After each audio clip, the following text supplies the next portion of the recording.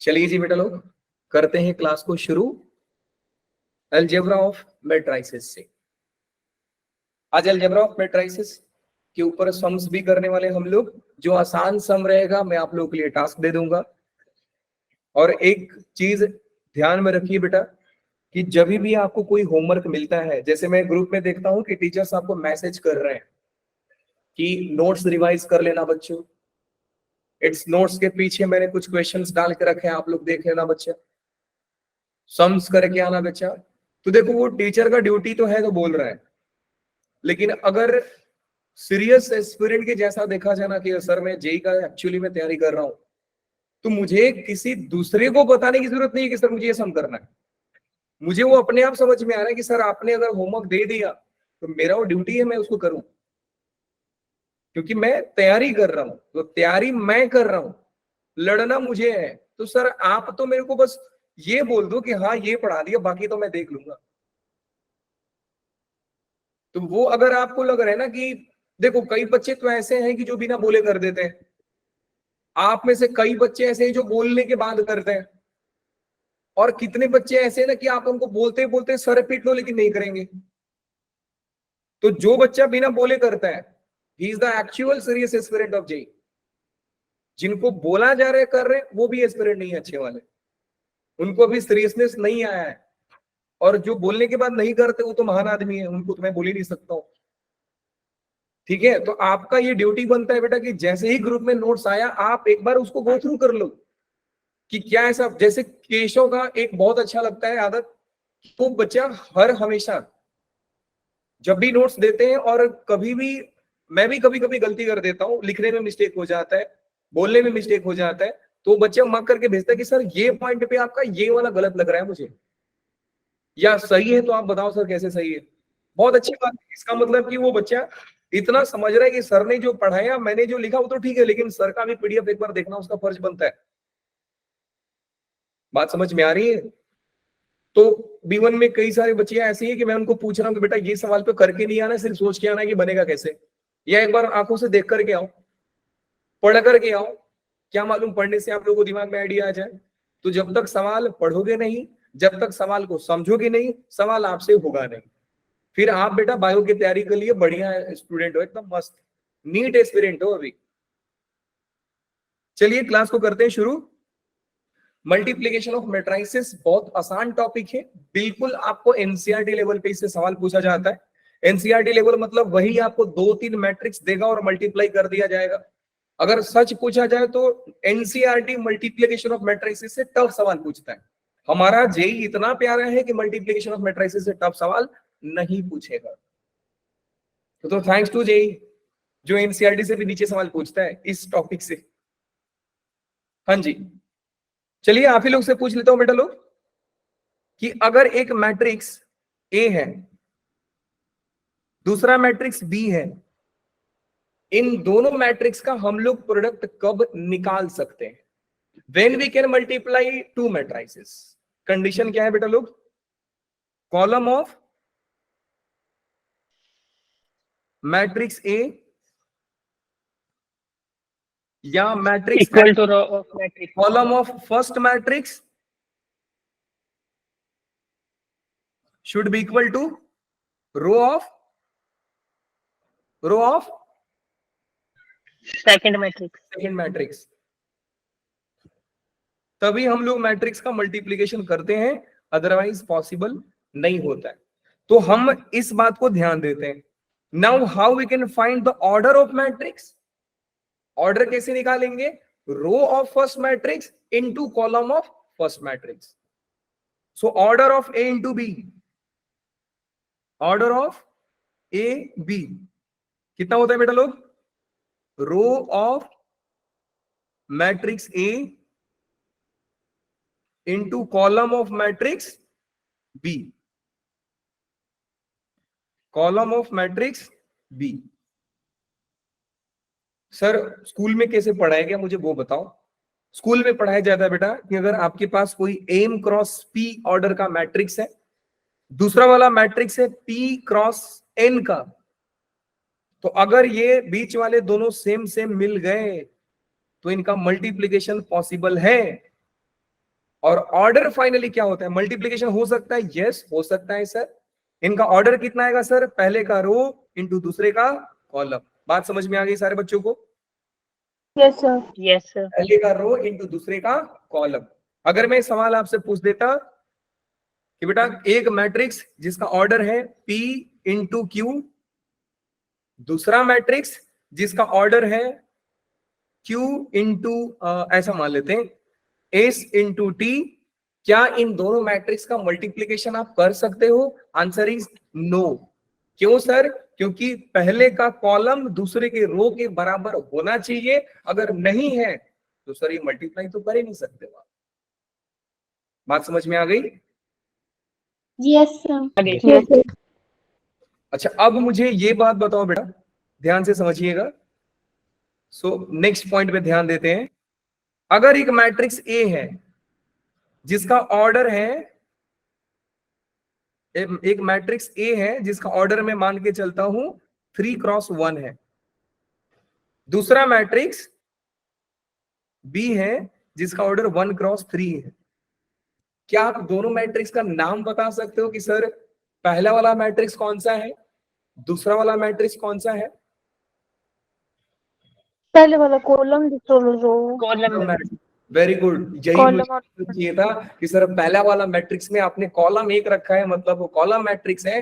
दूसरे वाले मैट्रिक्स में आपने पहला एक रो रखा है, इसका मतलब वो रो मैट्रिक्स है।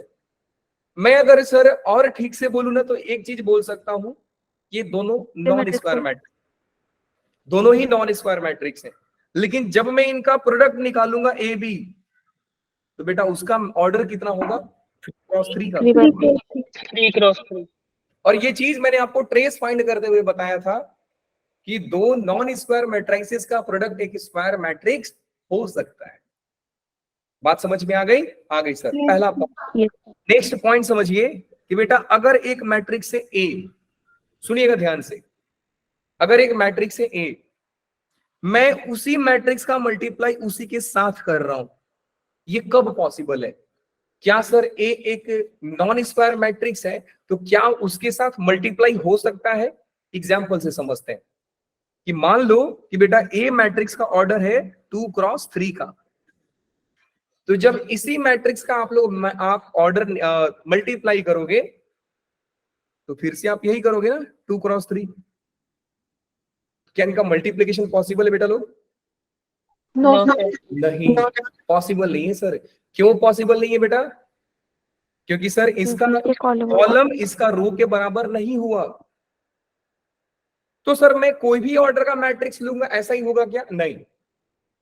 अगर ए को मैं स्क्वायर मैट्रिक्स बना दूं, ये जो भी पॉइंट बोल रहा हूं बेटा ध्यान रखना कि पीवाईक्यूज में आपको हेल्प करने वाले। So whenever we need to find a square, a cube, और वी सी कि sir matrix is being multiply by itself only, then A must be square matrix. अगर ए नॉन स्क्वायर मैट्रिक्स हो गया तो उसका multiply हम नहीं कर पाएंगे सर, उसी के साथ नहीं कर पाएंगे। लाइक अगर ए आपका नॉन स्क्वायर मैट्रिक्स है तो मैं ए का मल्टीप्लाई ए के साथ नहीं कर सकता। We can multiply A with another matrix which may be non square और square. For example A non square था लेकिन बी के साथ मल्टीप्लाई हो गया, कोई दिक्कत नहीं है सर, लेकिन ए के साथ मल्टीप्लाई नहीं होगा। अब यहीं पे देख लो, ए के साथ मल्टीप्लाई हो पाता? नहीं हो पाता सर, ये देख लो नहीं हो पाएगा। सो मैं ऐसा लिख सकता हूं कि सर ए स्क्वायर को मैं ऐसा लिखता हूं, A square equal to A into A, और this implies A must be square matrix, A must be square matrix. बात समझ में आती है सारे बच्चों को? Yes, sir. देखो मैं वापस बोल रहा हूं बेटा, अगर मेरे को जवाब सिर्फ एक या दो बच्चे से आता है तो मेरा मन यही करता है क्लास को बंद कर दूं, आराम से जाइए सोइए, अल्टीमेटली लॉस तो आपका होने वाला है ना? नहीं सर। तो क्लास में जब भी आप आते हो, not only in my class, किसी भी लेक्चर्स में आप बैठे हो, आपको मजा तब आएगा जब आप लेक्चर को एंजॉय करोगे। नहीं होता है बीच में बोल दो सर नहीं समझ में आ रहा, दोबारा बताओ, मस्ती करो ना टीचर के साथ, समझ में आया सर फिर से बता दो सर, ऐसा कर रहेगा ऐसा? सर ये क्या लिखा है सर आपने? हैंडराइटिंग समझ में नहीं आ रहा है सर, उससे क्या होता है ना कि मजा आता है आपको, वो पढ़ाई को एंजॉय कर लो, वो पढ़ाई को ऐसा बोरिंग सीरीज मत समझ लो सर ये क्या चल रहा है समझ में नहीं आ रहा है, सास बहू का सीरियल थोड़ी है। ठीक है sir, A must be square matrix. Next point पे ध्यान देते हैं कि सर जो मेरा चाइल्डहुड फॉर्मूला था बचपन में जो हम लोगों ने सीखा था, कि मान लो सर कि किसी ने मेरे से पूछा ए प्लस बी का होल स्क्वायर क्या होगा, तो सर हम तो ये जानते हैं A square plus 2ab plus B square, A square plus 2ab plus में बी स्क्वायर, सर हमने ये याद रखा है। अगर ए और बी एक रियल नंबर है तो ये फॉर्मूला वैलिड होता है। मैं ब्रैकेट में लिख रहा हूं where A B belongs to real number. क्या होगा अगर ए और बी एक मैट्रिक्स हो जाए? Now matrix can be anything. Matrix sir हम कॉम्प्लेक्स नंबर का भी बना सकते हैं। मैट्रिक्स तो सर डेटा है ना, डेटा तो मैं कुछ भी डाल सकता हूं, मेरी मर्जी है सर। तो क्या दो मैट्रिक्स का अगर मैं स्क्वायर निकालूंगा तो sir A square plus 2ab plus B square आएगा क्या? नहीं। Answer is clearly no. हमेशा आंसर नहीं रहेगा सर आपका, कि कभी कभी सही भी होगा, कभी कभी सही भी होगा। कैसे सही होगा जरा सर बताइए आप। अगर ये मैट्रिक्स में पॉसिबल नहीं होगा तो सर मैट्रिक्स में लिखेंगे क्या? अगर ए और B, if A and B are two matrices, then जब आपको बोला जाए ए प्लस बी का होल स्क्वायर फाइंड कीजिए बेटा, तो आप पूरा अच्छे से A plus B into A plus B करोगे, फिर आप इसको मल्टीप्लाई करेंगे, A square plus A B plus B A is plus में B square, so this is the valid answer. हाँ, हमारा अगर रियल नंबर का सवाल होता है तो सर ये वैलिड होता है, लेकिन जब मैट्रिक्स अलजेब्रा की बात करते हैं सर मैट्रिक्स अलजेब्रा में हमारा बचपन का फॉर्मूला वैलिड नहीं होता है सर। क्यों, ऐसा क्यों बोल रहे हो सर आप? क्योंकि बेटा देखो, समझो ध्यान से, यहीं पे अगर मैं आपसे बोलता कि बेटा आपने ए बी निकाला है जिसका ऑर्डर 3/3 है, now try to find B A, आप बी ए बताइए, तो आप बी का ऑर्डर लिखते बेटा 1×3 है, आप बी का ऑर्डर लिखोगे वो 1×3 है। अभी देखो ये अपना अलग करना शुरू करेगा, अभी इतना देर अच्छे से चला, अभी नखरा करेगा। बी का ऑर्डर 1×3, हाँ तू ही कर ले, मैं नहीं पढ़ा रहा, तू ही पढ़ा ले। बी 1×3, ए 3×1। अब इनका मल्टीप्लाई बेटा लोग कितने ऑर्डर का होगा? 1×1 सर ये दोनों मैट्रिक्स तो इक्वल नहीं आ रहे। ए बी निकाला 3×3 का आया, बी ए निकाला 1×1 का आया, सर ये दोनों इक्वल कैसे हो जाएंगे? देन वी कैन से कि sir A into B is not equal to B equal to A, ये बराबर नहीं होता है, बट ये कभी कभी बराबर भी होता है, बट ये कभी कभी बराबर भी होता है सर। जब ये बराबर नहीं है बेटा तो आप ए बी और बी ए को 2ab कैसे लिख सकते हो? अब आपसे कोई बोला कि x और x को ऐड कीजिए तो आप 2x लिखते हो, लेकिन मैं आपसे पूछ दूं कि x और y लिख दो तो आप 2xy लिख दोगे? नहीं ना। क्यों? क्योंकि सर x और y दोनों अलग अलग हैं। तो ये फॉर्मूला तभी आता है ना जब ए बी प्लस बी ए को आप 2ab लिख देते हो, क्योंकि वो रियल नंबर में वैलिड होता है, but this is not valid in matrix algebra, तो we can not write A B and B A, दोनों का सम 2ab होता है सर। सो ये हमारा चाइल्डहुड फॉर्मूला हमारे मैट्रिक्स अलजेब्रा में वैलिड नहीं होता है। कोई भी फॉर्मूला वैलिड नहीं होता है, कोई भी फॉर्मूला वैलिड नहीं होता है। जिस दिन वैलिड हुआ, जिस दिन वैलिड हुआ, लेट्स से कि अगर कोई बच्चा ऐसा लिख रहा है, बोल रहा है कि सर मैंने फाइंड किया तो ए बी और बी ए बराबर आ रहे थे, तो जब बराबर आ गए तो आप लिख दोगे A square plus 2ab plus B square, तब आप लिख दोगे।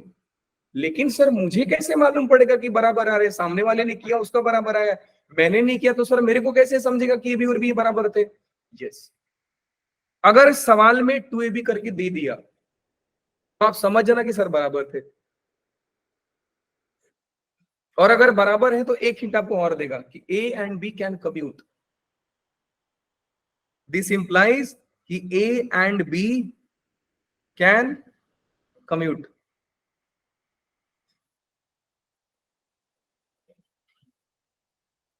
कम्यूट का मतलब होता है बेटा ट्रैवल करना। ए बी और बी आपस में ट्रैवल कर सकते हैं, एक दूसरे की जगह पे ट्रैवल कर सकते हो। आईआईटी 2006 सवाल आपसे पूछा था, क्यों ना मैं सवाल आपको दिखा दूं। हाँ हाँ सर दिखाओ दिखाओ सर दिखाओ, सवाल ही देख लीजिए आप। आईआईटी 2006 सवाल पढ़िए। If A and B are square matrices of size n into n, A और बी स्क्वायर मैट्रिक्स दिया है, मतलब दोनों का ऑर्डर सर सेम है और दोनों का ऑर्डर दिया है n बाई n का, सच दैट सामने वाला बोल रहा है कि A square minus B square A minus B और ए प्लस बी है, मतलब इन दोनों का मल्टीप्लीकेशन ए स्क्वायर माइनस बी स्क्वायर आता है, then which of the following will always be true? Then which of the following will always be true? Sir A B B A बराबर होंगे, either A और B is a zero matrix, either A और B is an identity matrix, और A और B बराबर होगा। क्या होगा सर आप ये बताओ, आपके अकॉर्डिंग बेटा आंसर कौन सा लग रहा है बताइए। Option A. Option A is right answer. क्यों? क्योंकि सर जब सामने वाला बोल रहा है कि हमारा बचपन का फॉर्मूला वैलिड है तो ए बी और बी बराबर होंगे सर। नहीं है बात समझ में? आ गया सर? अच्छा मान लो अगर किसी बच्चे को ये क्लिक नहीं भी हुआ कि सर क्या होगा, तो बेटा एक काम करो ना, आपको ये सॉल्व करने तो आता है, ए माइनस बी और ए प्लस बी। हाँ सर ये आता है, कैसे करते हो आप?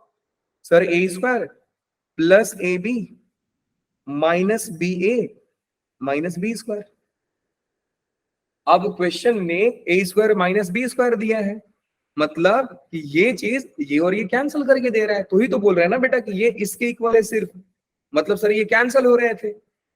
और अगर कैंसिल हो रहे थे, अगर ये कैंसिल हो रहे थे, आप ऐसा भी लिख सकते हो ना कि सर इनका वैल्यू ए स्क्वायर माइनस बी स्क्वायर दिया है, सवाल में दिया है ऑलरेडी, तो यहां से ए स्क्वायर कैंसिल हो जाएगा, बी स्क्वायर कैंसिल हो जाएगा। फाइनली आया क्या बेटा? A B minus B A is equal to zero. That means A B is equal to B A. अगर नहीं समझ में आया तो आप कर सकते हो, लेकिन अगर एक बच्चा ऑप्शन को ऑलरेडी जानता है कि सर सामने वाला अगर बचपन का फॉर्मूला वैलिड करा रहा है तो ए बी और बी बराबर होता है, ए बी कैन कम्यूट। हाँ कंफ्यूजन हो सकता है आपको ये वाले में कि सर ए और बी बराबर हो जाएंगे तो क्या होगा। बेटा ए बी बराबर है इसका ये मतलब थोड़ी है ए और बी बराबर है, इसका मतलब ये थोड़ी कि आपका बी इंटू ए बी बराबर हो ही जाएगा। हो जाएगा ऐसा लगता है? हाँ हो ही जाएगा। यस हो ही जाएगा, लेकिन ए और बी बराबर है ना बेटा, तो एक चीज और है कि अगर ए और बी बराबर ही है तो ये तो ऑलवेज ट्रू आ रहा है ना, ये 0 इंटू 0, ये भी 0 आ जाएगा, ये भी 0 आ जाएगा, क्योंकि ए बी बराबर है तो आप बी को ए लिख सकते हो। So A square minus A square is equal to A minus A plus A. So A और बी अगर बराबर है तो आपका पता नहीं, कोई सेंस नहीं बन रहा है मैं क्या ही बोल रहा हूँ।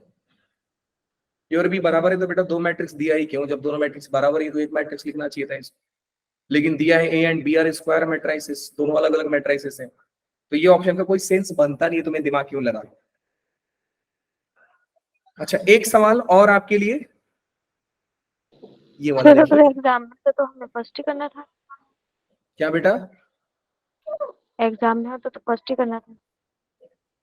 एग्जाम में फिर पूछ रही है एग्जाम होता तो उसमें फर्स्ट ऑप्शन ही लिखना था, हमने करेक्ट। हाँ हाँ फर्स्ट ऑप्शन ही है, वही बोल रहा हूँ ना, मुझे ए इक्वल टू बी पे कोई सेंस लगा नहीं है, दोनों मैट्रिक्स बराबर है तो क्या हो गया सर, दोनों मैट्रिक्स बराबर है तो सर क्या हो गया। वो ऐसा थोड़ी कि A square minus B square equal to A minus B और ए प्लस बी होगा, ये तो होगा नहीं सर। वो दोनों मैट्रिक्स बराबर है तो सर 0 इक्वल टू 0 मिल रहा है, इस पे क्या प्रूफ कर लिया आपने, समझे? वो जब ए और बी बराबर हो गए सर लेफ्ट साइड पे 0 मिल रहा है, मुझे फॉर्मूला कहाँ मिल रहा है। ये सवाल पे ध्यान दीजिए, पढ़ लीजिए ठीक से। कोई बच्चा पढ़ेगा? कोई एक जन पढ़ो। A matrix X has A plus B rows and A plus 2 columns, and matrix Y has B plus 1 rows and A plus 3 columns. If both XY and YX exist, then सामने से क्वेश्चन आपसे बोल रहा है कि x into Y मतलब x Y का multiplication भी वैलिड है, y इंटू एक्स का भी मल्टीप्लीकेशन वैलिड है, तो बताइए ए और बी का वैल्यू क्या आएगा। प्योरली मैट्रिक्स मल्टीप्लीकेशन का सवाल है, जो मैट्रिक्स हमने डेफिनेशन में पढ़ा है। मल्टीप्लीकेशन क्या होता है सर? तो देखिए बेटा, एक्स का ऑर्डर जो दिया है, ध्यान से सुनिएगा, ये सवाल आप कर भी सकते हैं। एक्स का ऑर्डर दिया है ए प्लस बी इंटू में ए प्लस 2। वाई का ऑर्डर दिया है बेटा लोग b plus B 1 plus 1 into A plus 3 दिया है। अगर मैं बात करूं एक्स वाई एग्जिस्ट करता है, तो मैं क्या बोल सकता हूं बेटा लोग? पहले का कॉलम दूसरे का रो बराबर होगा। तो पहले का कॉलम बताइए, एक्स का कॉलम a प्लस 2 बराबर होगा दूसरे के रो के साथ b प्लस 1। B plus हमको यहां मिल रहा है a minus B is equal to minus का 1। अगर y x एग्जिस्ट कर रहा है तो बेटा लोग क्या आंसर आएगा इसका? y का column will be equal to x का रो। तो y का कॉलम कौन सा है बेटा लोग? y में कॉलम्स कितने सर? a प्लस 3, ये इक्वल हो जाएगा A plus x के रो से, और x का A row plus B. a plus B. तो यहां से बेटा लोग b का आंसर आ रहा है, और b का आंसर आ रहा है 3। minus 3. b का वैल्यू ऊपर रखेंगे, दिस इंप्लाइज देयरफॉर a का वैल्यू कितना हो रहा है बेटा लोग? 2। So option number B is the right answer. बात समझ में आ गई सारे बच्चों को? Yes, Yes, sir. नहीं, क्लियर है सर? बिल्कुल क्लियर है। अच्छा जी, अब मुझे एक दो चीज और बता दो बेटा लोग, कि अगर आपसे पूछा जाए कि ए स्क्वायर फाइंड करो, तो कैसे फाइंड करते हो आप? ए इंटू ए से? yes, कोई sir. ऐसा तो नहीं करता मैट्रिक्स ए का स्क्वायर कर देता है, वो सारे एलिमेंट को सर स्क्वायर कर दिया, भैया गलत है, बचना इससे। अगर आपसे बेटा ए क्यूब पूछ ले तो? A square Into A square. ए। अगर आपसे बेटा ए पावर एन पूछ दे तो?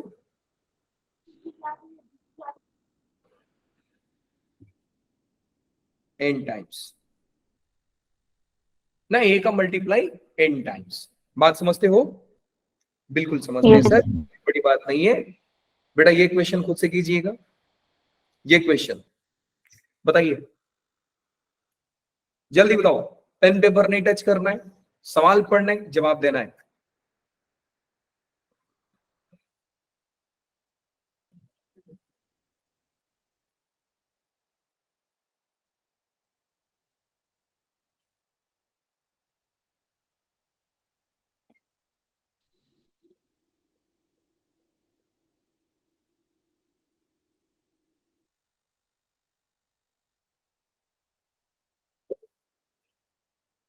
अभी कौन ज्वाइन हुआ?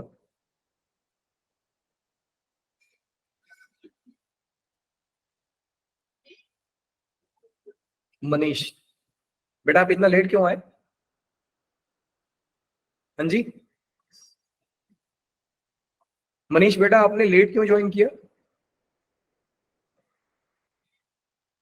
सर मैं घर पे नहीं था इसलिए। ठीक है, सर इसका ऑप्शन डी ऑप्शन बी, नहीं, option C sir. C option C, option C is the right answer बेटा लोग, बिल्कुल सही जवाब है। क्यों सही जवाब है सर? देखिए कॉमन सेंस का बात था सर, मुझे पेन पेपर टच नहीं करना था। आपने x माइनस वाई दिया है, y आप पूछ रहे हो, तो अगर मैं y को इधर लेके जाऊं, इस मैट्रिक्स को इधर लेके आऊं, तो x के साथ ये मैट्रिक्स माइनस हो रहा है। तो सर सब माइनस होंगे तो कुछ देते जाएंगे, लेकिन जब आप इन तीनों एलिमेंट को माइनस करोगे तो आंसर क्या होगा बेटा लोग? 0। क्योंकि डायगोनल के नीचे 0 बन रहे हैं, so it is upper triangular matrix, that's it. बाकी आप x1 माइनस a1 कीजिए, x2 माइनस a2, उससे कुछ फर्क नहीं पड़ता है सर। मैं अपर ट्रायंगुलर मैट्रिक्स और लोअर ट्रायंगुलर मैट्रिक्स का डेफिनेशन देते टाइम बोला था कि बेटा अपर ट्रायंगुलर का मतलब होता है नीचे 0 होना चाहिए, बाकी ऊपर क्या हो रहा है सर मेरे को लेना देना बिल्कुल नहीं है। बात समझ में आ गई? आ गई सर? ये क्वेश्चन का जवाब, समय मिलता है आपको इसको सॉल्व करने के लिए 3 मिनट का, 3 minutes time you have, solve कीजिए।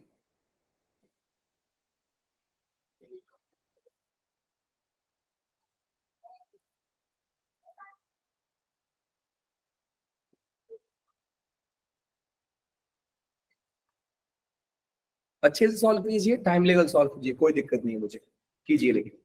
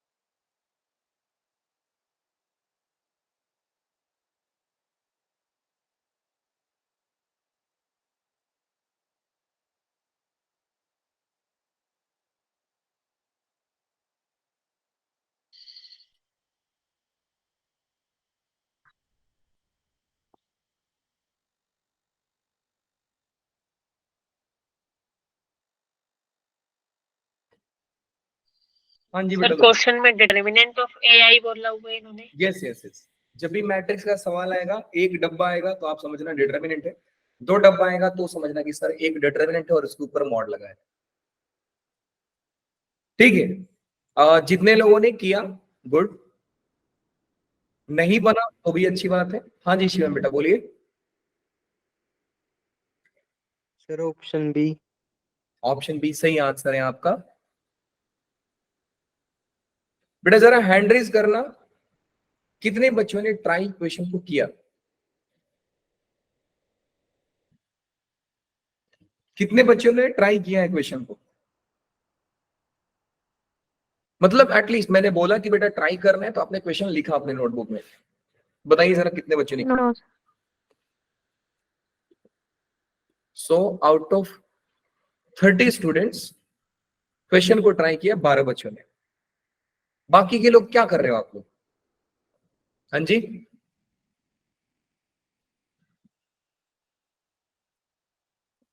बाकी के लोग कर क्या रहे हो?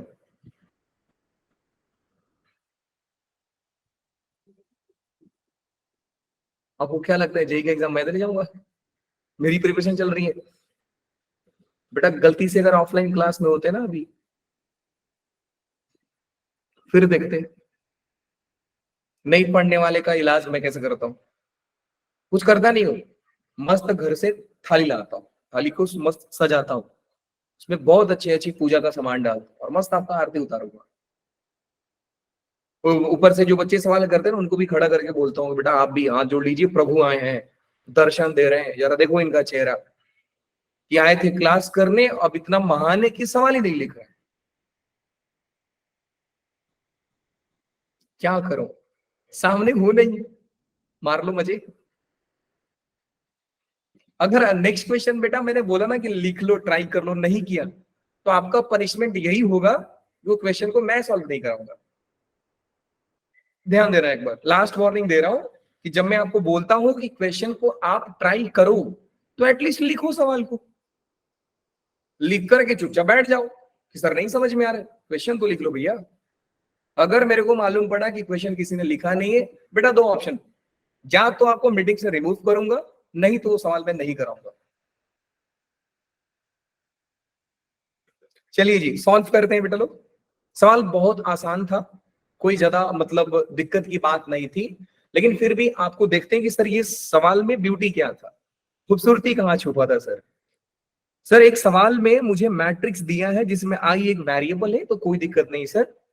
आई वेरिएबल का मतलब यही होता है बेटा कि अगर आप यहाँ पे 1 रखोगे तो पावर में 1 1 जाएगा, अगर आप 2 रखोगे आई की जगह पे तो सारा आई की जगह पे 2 2 जाएगा, बस इसका मतलब यही होता है। अब ये बोल रहा है कि 1 से छोटा है, बी 1 से छोटा है, क्यों बोल रहा है आपको बता रहा हूं। ये ऐसा बोला क्यों, ये बताओ सर, क्यों बोला इसने। ये बच्चे लोग ना जनरली इग्नोर कर देते हैं, सर ये क्या लिख दिया फालतू में। सच पूछो तो ये फालतू में लिखा है अगर सिर्फ ये सवाल मैट्रिक्स का होता तो, लेकिन क्योंकि सवाल ये मैट्रिक्स का नहीं है तो सवाल अपने आप में कुछ इंफॉर्मेशन रखा है। फिलहाल मुझे इतना मालूम पड़ गया सर कि इस मैट्रिक्स का डिटरमिनेंट निकालना है, तो चलिए मैट्रिक्स का डिटरमिनेंट निकालते हैं। तो बेटा डिटरमिनेंट आएगा इस मैट्रिक्स का A is equal to A power I B power I B power I A power I, यही है ना सवाल। हाँ जी सर, सॉल्व करेंगे बेटा लोग। Determinant of A is equal to AI का स्क्वायर माइनस में BI का स्क्वायर, यही आएगा जी। हाँ जी सर, अब ये मैंने डिटरमिनेंट सॉल्व किया तो बेटा ये आया, लेकिन सवाल सिर्फ डिटरमिनेंट सॉल्व करने का नहीं था सर जी। सवाल बोल रहा है कि मुझे I इज इक्वल टू 1 से लेकर इंफिनिटी डिटरमिनेंट ऑफ AI बताइए। यहाँ पे I है, not this is not A only, ये AI दिया है सवाल में, तो मैं AI लिखता हूं। सो इसका डिटरमिनेंट का सम बताओ 1 से लेकर के इंफिनिटी तक। तो ठीक है सर, बहुत बड़ी बात नहीं है, मैंने सिग्मा लगा दिया। I इज इक्वल टू 1 से लेकर के इंफिनिटी AI का स्क्वायर माइनस BI का स्क्वायर। मुझे फंडा मालूम है सर कि सिग्मा प्लस और माइनस पे ब्रेक हो जाता है, मतलब summation is distributive over addition and subtraction but not on multiplication and division. अगर आपको ये लिख दिया गया बेटा sigma of A into B, तो आप ये मत कर देना sigma A into sigma B, बेटा ये गलत है। एक सिग्मा को सर दो सिग्मा कैसे बना रहे हो आप मल्टीप्लीकेशन पे। इवन ये डिवीजन में भी वैलिड नहीं हुआ कि आप sigma A divide by sigma B कर दो, ये भी गलत होता है। हाँ प्लस माइनस पे ब्रेक कर देंगे तो दिक्कत नहीं है, मल्टीप्लीकेशन डिवीजन पे ब्रेक कर देंगे ये दिक्कत है। सिग्मा टूटता नहीं है क्योंकि सर सब्ट्रैक्शन है तो सिग्मा तोड़ देते हैं। सिग्मा मैं इसको भी दे दूंगा और मैं सिग्मा बी वाले को भी दे दूंगा, तो ये हो जाएगा बेटा BI का स्क्वायर। दोनों में सिमिलैरिटी, बस पूरा पैटर्न तो सर सेम आएगा, डिफरेंस बस एक चीज क्या है कि वहां पे A लिखा है सर, आपने B लिखा है, कोई दिक्कत नहीं। एक को सॉल्व करके दिखा रहा हूं, ध्यान से देखिएगा। Sigma I is equal to 1 से लेकर के इंफिनिटी AI का स्क्वायर। केशव सिग्मा ओपन करके बताओ क्या होगा जल्दी। A square plus A square plus A की पावर 4 A की पावर 4 प्लस A की पावर 6 देन A की पावर 8 इवन ही आ रही है, वेरी गुड। कहां तक जाएगा बेटा लोग, इंफिनिटी तक। पैटर्न क्या मिला ये बताओ, पैटर्न क्या मिला बेटा लोग। पावर में 2 प्लस GP है सर, बात समझ में आई। हाँ जी सर, GP में मुझे फर्स्ट टर्म बताओ, फर्स्ट टर्म कितना है बेटा लोग, A स्क्वायर। मुझे GP में कॉमन डिफरेंस खोजते हैं कि कॉमन रेशियो खोजते हैं, कॉमन रेशियो कॉमन रेशियो खोजते हैं सर। तो कॉमन रेशियो बताओ बेटा लोग, A स्क्वायर। कैसे निकालते हैं, दो टर्म्स का डिवाइड लगा करके, आगे वाला टर्म डिवाइड बाई पिछले वाला टर्म, तो कोई भी आगे वाला टर्म पकड़ो उसके पिछले वाले टर्म से डिवाइड कर दो, तो इसका आंसर आ रहा है A स्क्वायर। अब मुझे लगाना है फॉर्मूला एस इन्फिनिटी का, तो एस इन्फिनिटी का फॉर्मूला होता है A/1 minus R, R is common ratio. So A कितना आ रहा है बेटा लोग, A स्क्वायर, R कितना आ रहा है, A स्क्वायर। अब सवाल में ये चीज क्यों दिया था, why it was A power I less than 1, ताकि नीचे 0 ना बने ना, क्योंकि सर GP में हम एस इन्फिनिटी का फंडा तभी अप्लाई करते हैं जब हमारा कॉमन रेशियो 1 से छोटा होता है। Mod R is less than 1, then we can apply the formula of S infinity, otherwise हम नहीं कर सकते सर। बात समझ में आई बेटा? तो ये सारा टर्म्स का वैल्यू 1 से छोटा है, सारा 1 से छोटा है, इसलिए हम एस इनफिनिटी का फंडा अप्लाई कर रहे हैं। तो वो इंफॉर्मेशन मजाक नहीं है, वो कार्टून जैसा दिया नहीं है कि बेटा देख करके खुश हो जाओ, वो अपने आप में एक लैंग्वेज है। क्या होता सर वो ग्रेटर देन 1 होता? तो बेटा कॉमन सेंस की बात है कि अगर ए हर टर्म 1 से बड़ा है तो जितना पावर बढ़ाएंगे सर आंसर बढ़ाते ही जाएगा। तो ए स्क्वायर मान लो वो 2 होता, 1 से बड़ा मतलब सर लेट से कि ए 2 है, तो ये 2 का स्क्वायर 2 का पावर 4 2 का पावर 6, तो ये तो बढ़ते जा रहे हैं। तो इन्फिनिटी तक जाते जाते बेटा फाइनल आंसर क्या होता? इन्फिनिटी होता सर। हम ये फॉर्मूला लगाते ही नहीं, डायरेक्ट आंसर लिखते कि सर इन्फिनिटी होने वाला है, क्योंकि बेटा कॉमन रेशियो 1 से छोटा दिया है, so we have to use the formula of S infinity, otherwise हम नहीं करते। अच्छा, अब कितने बच्चे समझ गए कि सर इसमें ए square upon 1 minus A square आ रहा है, तो दूसरे वाले में बेटा कितना आ जाएगा ये बता सकते हैं? आई इज इक्वल टू 1 से इन्फिनिटी बी आई, ये कितना आता बेटा लोग?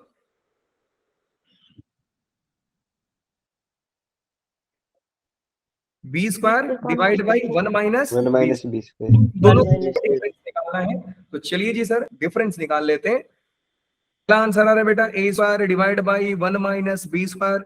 दूसरा आंसर अरे रे रे रे 1 माइनस सॉरी माइनस में B square divide by 1 minus B square. LCM ले लेते हैं सर, एलसीएम लेंगे तो बेटा हो जाएगा 1 माइनस ए स्क्वायर इंटू में 1 माइनस बी स्क्वायर, मल्टीप्लाई करते हैं, क्रॉस मल्टीप्लाई ध्यान से देखिए, A square minus A square B square minus B square plus में बी स्क्वायर ए स्क्वायर, ये दोनों टर्म्स कैंसल आउट हो रहे हैं। तो फाइनल आंसर क्या आ रहा है बेटा लोग?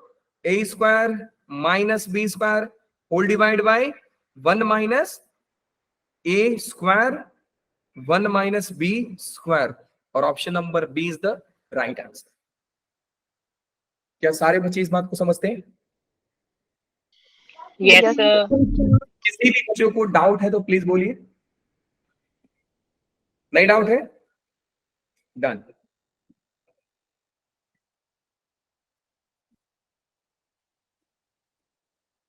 ये आप करके लगेगा,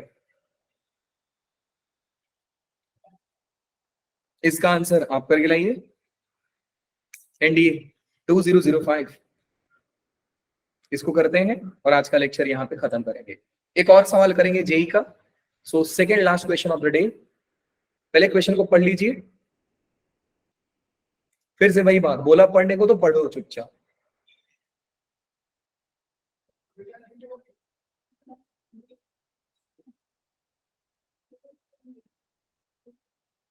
डन।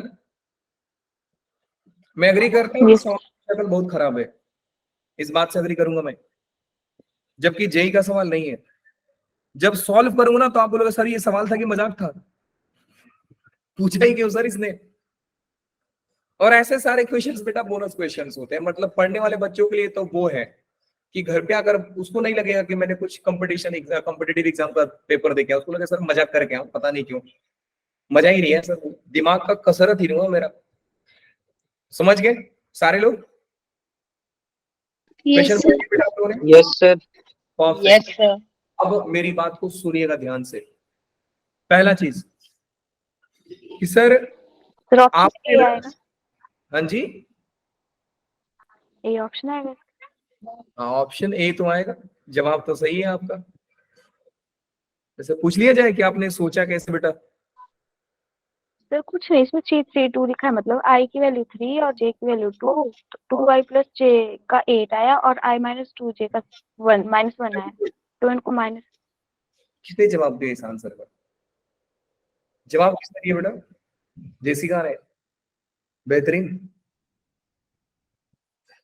अनएक्सपेक्टेड आंसर था, मजा आ गया।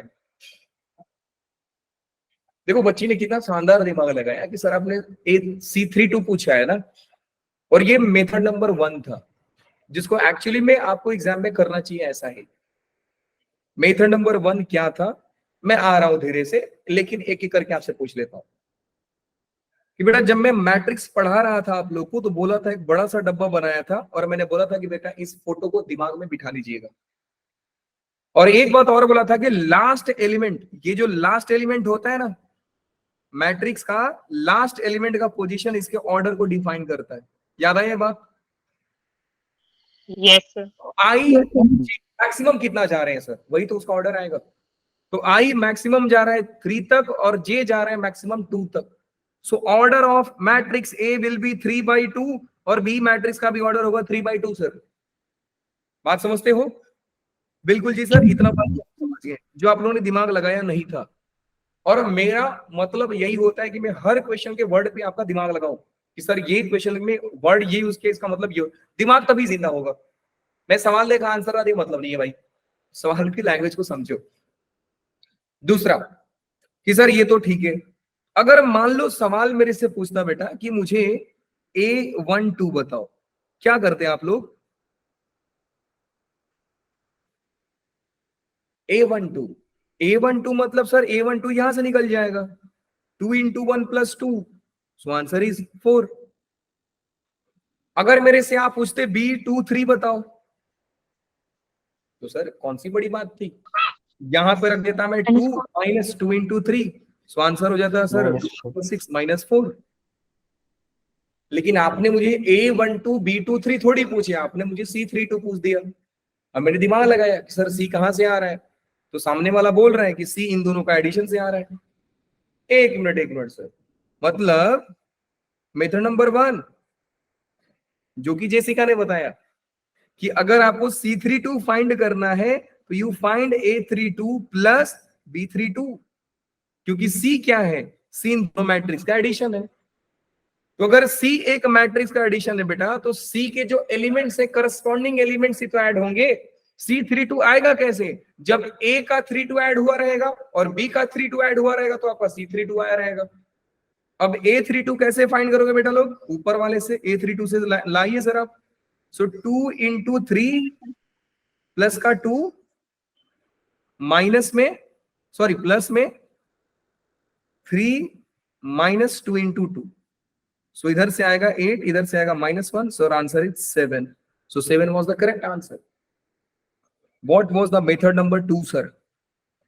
मेथड नंबर 2 बात वही है, बस मेथड इसको मैं बोल रहा हूं, बाकी कहानी वही है जो ऊपर किया हम लोगों ने। मेथड नंबर 2 तब अप्लाई होता जब आपसे बोलता कि don't find C32, find matrix C। आपसे बोलता कि मुझे C फाइंड करके दो सर, तो आप जानते हो सर C आया किधर से, A और B को ऐड किया, मतलब सर A के हर एलिमेंट ऐड हो रहा है B का एलिमेंट के साथ, तो मुझे C मिल रहा है, तो कर दो ना। How you will find Cij? C का एलिमेंट क्या है सर, Cij, तो आप Aij लिख दे, फिर प्लस में Bij लिख दे। अब ये अपने आप चलना शुरू हो गया, मैं नहीं पढ़ा रहा हूं अब आप लोगों को, ये अपने आप पढ़ रहा है। AI इस पेंसिल में ना AI फिट है, ये अपने आप चलता है। Aij प्लस Bij, देखो Aij I प्लस, अरे देवा, I प्लस,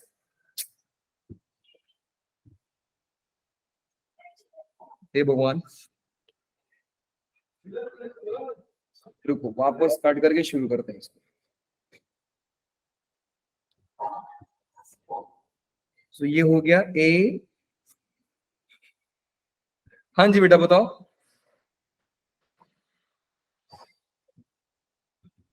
Aij कितना दिया है, I + 2j दिया है ना, 2I + j और I - 2j। देवा 2I + j प्लस में I - 2j, सो आंसर हो रहा है 3I - j। सो Cij आया 3I - j। मुझे पूछा गया था C32, 3 × 3 - 2, आंसर इज 7 हो गया। अगर आप मुझसे C11 बताते तो भी बता देता, C22 बताते तो भी बता देता। आप पूछो तो सर क्या निकाल रहे हो। So this was method number 2। बात समझ में आ गई बेटा लोग? वैसे मेथड नंबर 1 ही है। मेथड नंबर 1 क्यों ज्यादा ठीक था, क्योंकि डायरेक्ट आप वो एलिमेंट निकाल रहे हो जो आपकी जरूरत है।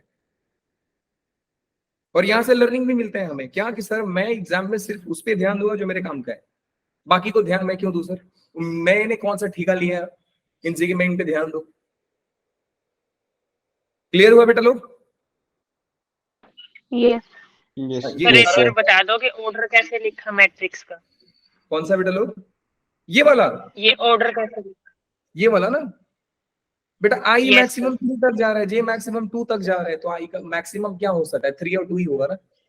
आई कहां से कहां तक जा रहा यस है? सर ठीक है। मतलब आप रो 1 से लेकर 3 तक ले सकते हो, जी आप 1 से लेकर 2 तक ले सकते हो, तो लास्ट एलिमेंट कौन सा होगा? यही होगा ना, A32। सो यही तो डिफाइन होगा A32 का। समझ गए? यस सर चल गया पता। चलिए, that's all for the day. बाकी के सवाल आपके पीडीएफ में अटैच्ड है, ये पीडीएफ आपको मिल जाएगा। सारे बच्चे क्वेश्चंस को करके आएंगे, मजाक मत करना प्लीज, क्योंकि मैं जो चैप्टर पढ़ाने जा रहा हूं बेटा, आप लोग को पहले ही बोल दिया था कि ये चैप्टर को दिल से कर लिया ना तो आप एडवांस में सब्जेक्ट वाइज कट ऑफ अकेला कर सकता है क्लियर, आपका अकेला क्लियर करा देगा। तो हल्के में मत लेना, आप ये समझना कि सर बोनस था मेरे लिए। ठीक है जी? हाँ जी, जितना देखो आसान चैप्टर्स को जितना दिल से